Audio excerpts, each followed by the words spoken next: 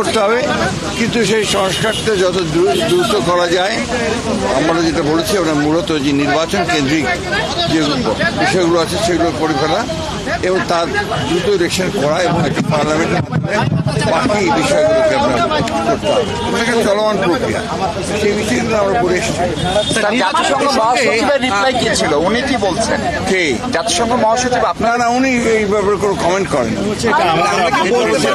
আপত্তির ব্যাপারে আসলে এই গোল টেবিলটার উদ্যোক্তা আমি ঠিক বুঝিনি আর কি, কারা আয়োজন।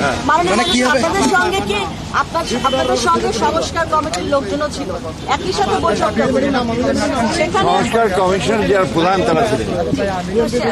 সেখানে যে সংস্কারের কথাগুলো এলো, আপনারা কি কোনো টাইম ফ্রেমের কথা বললেন যে এত দূর? আমরা ওখানে টাইম ফ্রেম কথা বলার কোনো প্রয়োজন নাই, কারণ এটা তো সম্পূর্ণ আমাদের আভ্যন্তরীণ ব্যাপার। আমরা সংস্কার কমিশনের সঙ্গে আমরা কথা বলছি, তাদের সঙ্গে আমাদের যোগাযোগ আছে এবং তারা যা চাচ্ছে আমরা সব তাদেরকে দিয়েছি।